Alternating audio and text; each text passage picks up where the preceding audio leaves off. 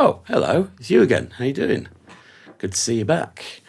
Unless it's not you and you're new here, then welcome to Leeds Guitar Studio. Today we have another one of my little studies, this time on the subject of power chords and the many different ways there are to play them. Well, there's not that many, but this has got pretty much all the ways there are to use them, plus a few extras too.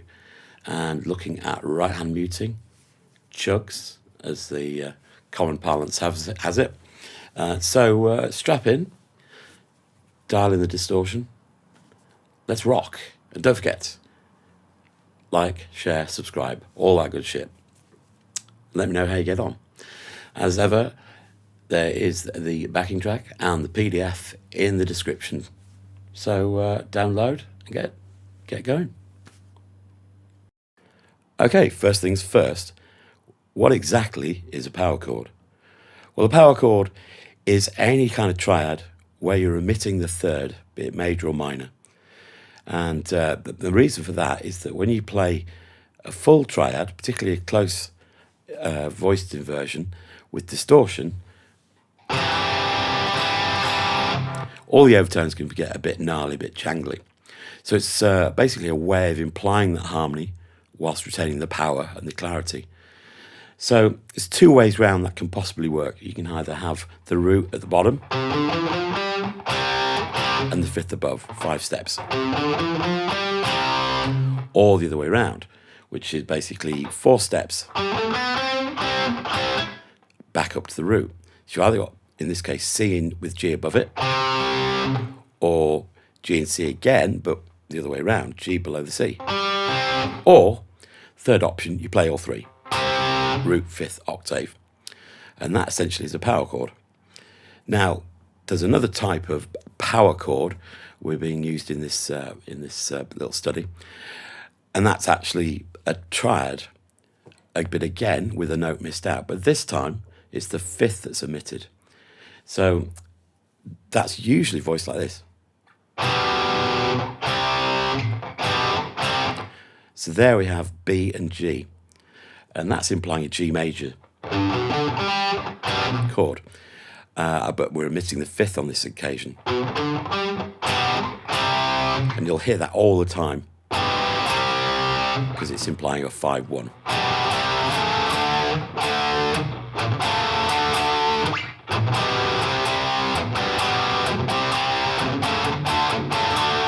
There's one well-known example. So that's essentially the main uses of a power chord, the main types of a power chord. There's one other things going on in this tune, which is this. So this is actually a full triad. It's a spread triad. So we've got the major third of D major at the bottom, and then the power chord element above, spread over more than 1 octave. Because if I played it all in 1 octave, too grungy. And then there's the minor version as well. Okay, that's power chords in a nutshell. Okay, so let's look at the picking hand technique in some detail. First thing to know is you're going to hold the pick at an angle to the strings like that, rather than straight, twisted round, and you're going to use the bevel edge of the pick. So like this, with a slight sort of downward pecking motion coming from the wrist joint, like that. And from there, we have to look at the right hand muting itself. So the outer edge of the palm is going to rest over the first centimetre or so of the string. That's it, not too far forward, just because it kills it completely, not too far back, so you won't mute it. So it's a feel thing, you have to kind of work out where it needs to sit, and you get the tactile feedback of the strings underneath your hand to tell you what's going on there. So there's your basic chug.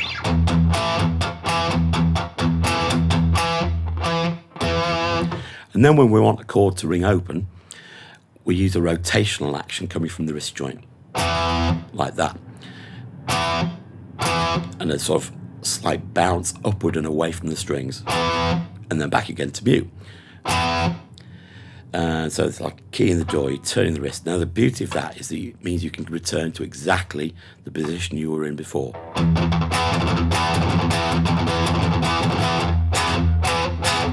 And also a good thing to practice is this full muting technique. So you do a rotational strum, and then you come back and you mute all the strings with the side edge of the hand, like that.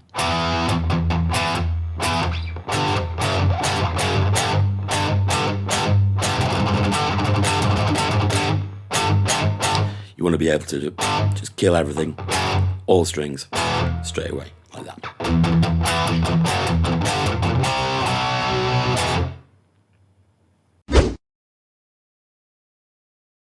Section 1, the intro. So here it's just a sequence of ascending power chords, where you can use alternate fingerings rather than just moving a stationary fingering up. You play the open power chord here for E, and then that first finger can go across the F sharp, and your third finger does the C sharp. And then you need the next pair of fingers to play the G power chord, so it goes like this.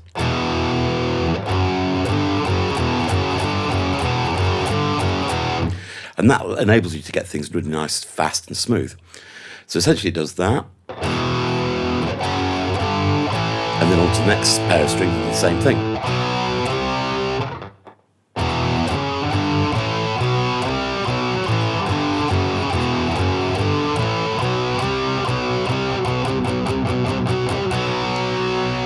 And then it's a D power chord, and jump up for this.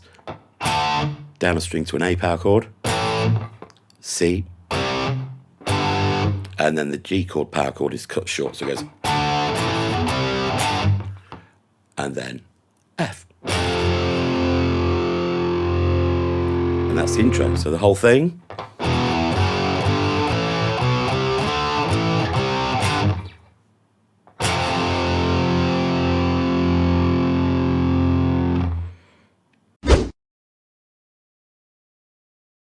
So here's A, the main riff, and it's a classic E string chug type riff. So you're starting with 2 low E's, palm muted, sorry, 3, and then a high E power chord on the 7th and 9th frets of the A and the D string. 1, 2, 3, 4. Then it's made up of groups of 3 after that. So you do open E, F sharp, 1, 2, 3, then same again but to G, then 2 of those, and then beats 3 and 4 are just on the beat C, B.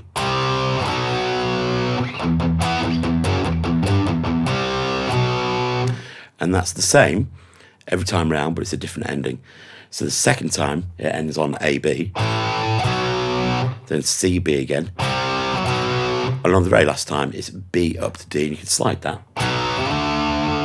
with a bit of vibrato to add a bit of energy.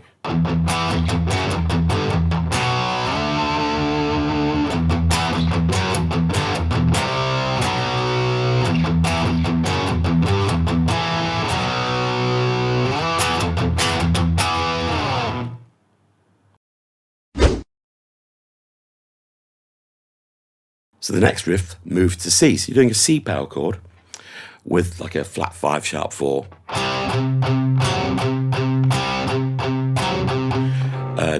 And again, it's groups of 3. So you're playing the chord, both strings, and then just chugging on the A string.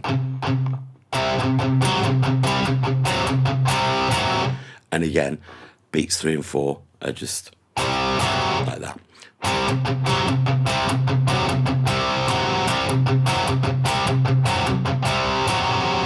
And then it alters to become part of an E minor. So your first finger is going to move down there to B, and you're still going to play G and F sharp, alternating with the 3rd and 4th fingers. But this time you're chugging onto the low E string. So now this riff encompasses 3 strings, not 2. So you go.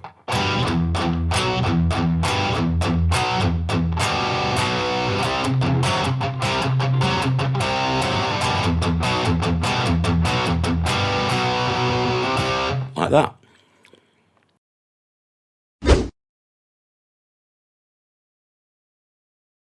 So the next section moves to A minor, and it's a classic descending bass line type move.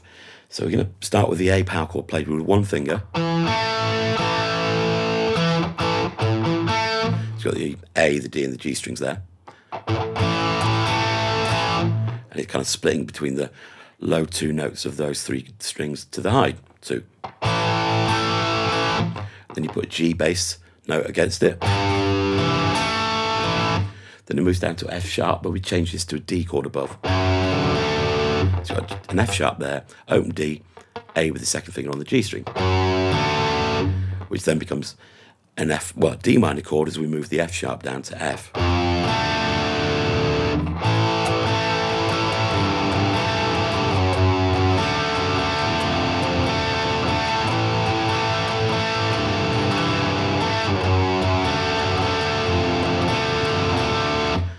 And there's no palm muting involved in this, it's more of an open thing going on.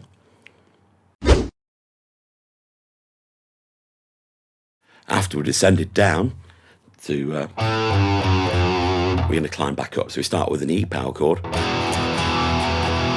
into an F power chord, and then we're going to use a first inversion. It's going to be D major with F sharp on the bottom,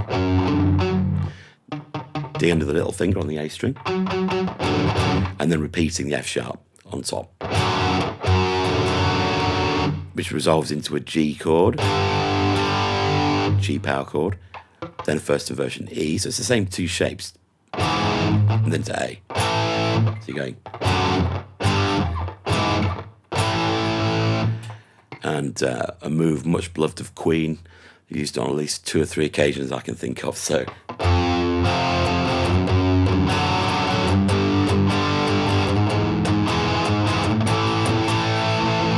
And then we have this little sort of climb down, D, C, B flat.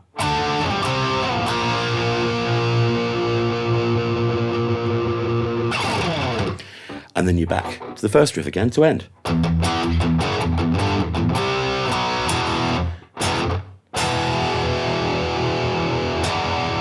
And there you have it. So there you go, a power chord study, or study in power chords. Hope you enjoyed that, including the bonus Whitesnake moment, which I'm sure a few of you noticed in there. Let me know how you got on in the comments. And check out the other parts of this series, the other studies that are in there. There's some pretty cool stuff. So be part of a playlist. You should get it. And as ever, share, like and subscribe. And let me know how you got on in the comments. Catch you later.